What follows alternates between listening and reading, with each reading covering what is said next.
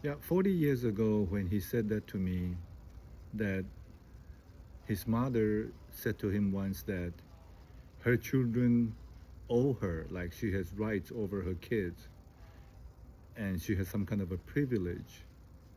And he said that, well, no, you don't have any rights of ownership over your children, but really you have an obligation to serve. You are responsible to be a mother. Not in those words, to that effect. So obviously, his mother was raised with certain values and understanding of how to be a mom. So that is intergenerational. There's a reason, so it's understandable and acceptable because that's the way the person is, and we will work on it slowly. And then his grandmother, even though she was very religious, but she kept all the good things, all the food and fruits and tasty stuff in her drawer. She just kept everything to herself. And that kind of gave the impression that, oh, this religious woman, maybe a Muslim, that she was so selfish. But it really has nothing to do with the religion. Just because somebody is practicing some faith or some belief doesn't mean that they are perfect in giving and sharing.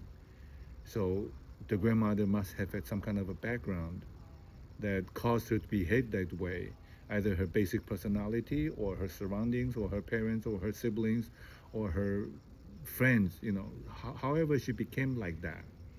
So when we were talking about this kind of things 30, 40 years ago, really didn't understand the cause and effect and tendencies and habits of the culture and the family. And there's been a struggle, lots of anger, one-sided anguish and hatred towards people who didn't behave properly, and that harms oneself, right? So it's really at a certain point in our lives, we try to make ourselves as happy as possible, hopefully through understanding. Many people use drugs, many people use alcohol, overeating, binging, and some repress everything, which I think was his case. He repressed a lot of anger.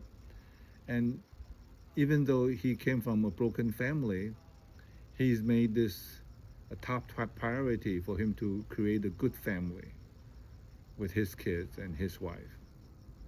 So, obviously we all look for the truth, and he definitely, was finding the truth and he was playing it out. And then the sickness and the life being cut short, none of it is anybody deserving anything, but it is, according to the Buddha, it is a result of sowing and reaping. So what's the point? The point is to understand at the cosmic level, at the family level, at the national level, what happened, what transpired. It's maybe too complex, right? Who can go back to the last 50 or 100 years to understand everything? Then one would look at what's happening in front of us, the cause and effect, the impact of our consequences. If you look at this hat, somebody made the hat. We don't know who made it. Somebody got the dye to color the hat. Somebody sewed the words onto the hat. We don't know who, when, how, where, why, for how much, but we do know it happened. We know these things happened. And so whatever you see here in front of me is a precise reflection of what's happened in the past, right? So now if I do like this is a precise reflection of what I did just now. So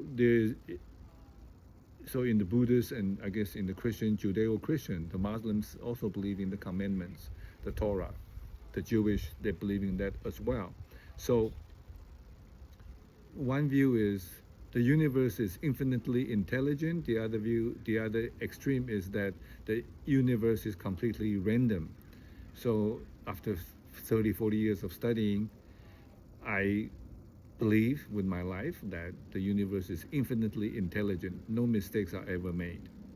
And it's a long story, and I don't insist that to be the truth, but I put my life on it.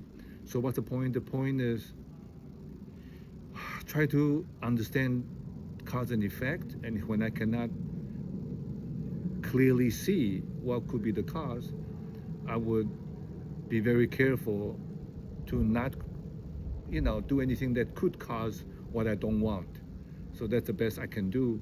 And anything that's going on in the world that I don't like, that I feel victimized, I feel furious about, there are very good reasons for those things to be happening. Nobody deserves anything, but that's kind of the universal law of karma, except that the cause and effect are separated by space and time, and the impact of what one does over generations, over lifetimes, over decades cannot be easily traced to what was done previously. However, understanding such a thing does exist, that the impact is indirect and delayed. So we have spatial blindness and we have temporal blindness. That means we cannot see through the past, we cannot see through different parts of the world as to what actually happened. But we do rely on the principle that, a tree, John Muir said, every raindrop, every snowflake leaves the imprint in nature. So this tree got more moisture, more water, so it grew, and the sun coming from this angle. So all the trees are precisely reflecting the sunshine, the fertilizer, and the rainfall it received. The nature does not lie, and the only thing that lies are human beings. But if you look at what actually is happening, it's supposed to be the reflection of the truth. And the reason for sharing such a thing, such a principle, is that we don't become victims and become furious and angry over certain things that seems unjust. Yes, we must battle injustice, but we must not be burned up and consumed in the process. God bless.